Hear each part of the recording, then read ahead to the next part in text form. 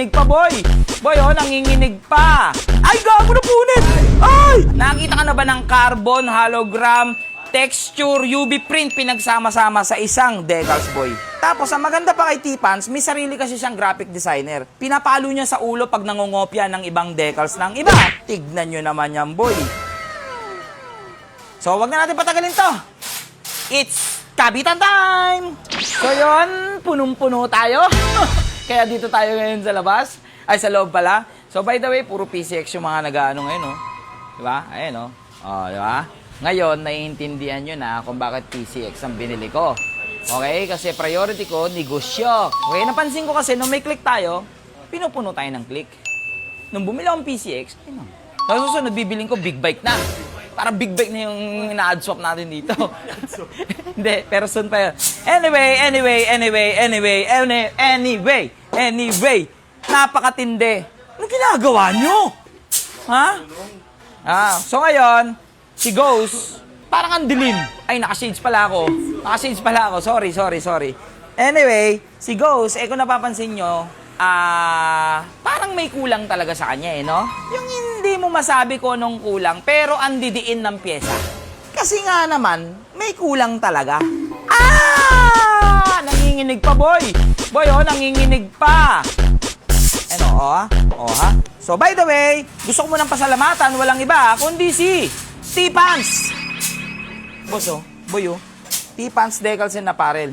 Tapos, si T-Pans, pag gumawa ng decals, talagang mamamangha ka. Kasi, never siyang gumawa ng paulit-ulit na decals. Kasi tignan nyo naman yung decals ni Ghost. Sa akin yun na naman makikita to. Parang lagi na lang lahat ng mga special decals sa akin yung nakikita, di ba? Pero anyway, nakakatuwa din kasi dahil pag nakita nila sa akin, pinapagaya nila. Okay? Ito ang bagong meta sa Indo Concept Decals. Bakit? Paano ko nasabing bagong... Ay, gago na punit! So, paano ko nasabing bagong meta? Tingnan nyo naman yung detalye nito, boy. Nakita ka na ba ng carbon, hologram, texture, UV print pinagsama-sama sa isang decals, boy? Tapos, ang maganda pa kay T-Pans, may sarili kasi siyang graphic designer. Tapos, yung graphic designer niya talaga, pinapalo niya sa ulo pag nangungopya ng ibang decals ng iba. Bawa ko, designer ako ni T-Pans. Parang nakita ko pogi yung decals nun, tapos kinopya ko, yari kay T-Pans yun. Kasi ang gusto ni T-Pans, original. Ihanap nyo ako ng kapareho na decals ni Ghost. Tignan nyo naman yan, boy.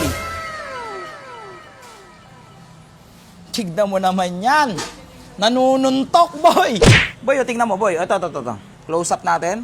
Kita nyo sa loob. Texture. Carbon fiber. Carbon, yan o. Tapos, yan o. Tapos yung ating gamit na ngayon is galing na pong Indo na papel. Indo na papel na siya. So, hindi na siya yung basta-basta lang nabibili sa kung saan-saan. Indo na papel na gamit. So, wag na natin patagalin to. It's kabitan time! Boy! Solido, ah. Ay, tapos ka talaga! Tapos kang bata ka, men. Napakaangas. Tapos na ang boxing talaga. Yun ang sinasabi ko, kaya ayoko ng Joy malagkit. Guys, oh. Ayan, oh. Ang ganda ng kulay. Tapos ka talaga. Tapos ka. Ay, ganda ng pagka-ghost, boy, oh. Ghost.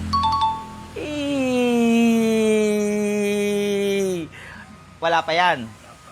Papunta pa lang tayo sa climax, boy. Ucha, boy. Ay! Tara, let's go. Kabit natin dito. Ang lala mo, T-Pans. Hindi, legit, guys. Ang lala ng decals, boy. Pandigmaan talaga. Talagang ito yung masasabi mong orig. May originality. Hindi yung basta gumagawa ka lang ng decals. Diba? Pero kasi, kaya naman ng sino man to eh. Basta may printer, may graphic designer, may AutoCAD ako. Tapos diba, kaya ko naman to eh. Ang tanong, yung makagawa ka ng original, oh boy, yun yung mahirap. At yun yung kinagusto ko kay T-Pans. Kasi pag nagpagawa ako ng decal sa kanya, boy, pag sinabi ko talagang original, walang paggagayahan, boy. Walang katulad. Kahit ibang bansa, boy, gusto ko gumaya sa design ni Boss T-Pans.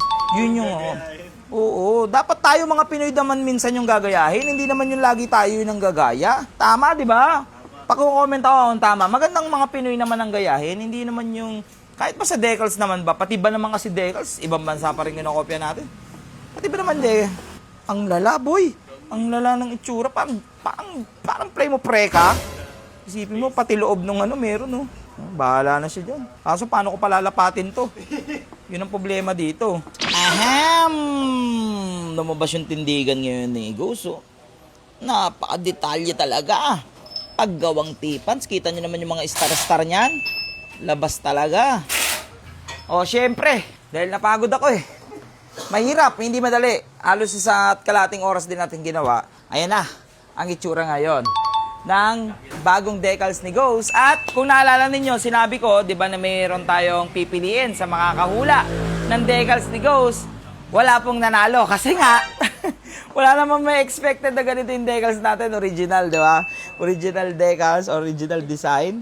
So maraming salamat syempre kay Boss Tipan. Sulitin ko sa inyo kung gusto nyo ng quality na decals, gusto nyo originality, gusto nyo ng pang show, gusto nyo ng pang diinan, na talaga mapapatingin yung mga tao sa inyo. Tipans Decals and Apparel talaga marirecommend ko sa inyo. Dahil, ulitin ko, napakadaling gumaya ng decals sa totoo lang. Kahit sino kayang gawin to. Pero yung ikaw ang unang maglabas ng ganito mga design, yun yung mahirap. Dahil yun sa mga graphic designer ng Tipans and Decals and Apparel, syempre, yung mga equipment din na meron sila. Pakadetalye Okay? So para mas makita nyo na maayos yung decals natin, montage!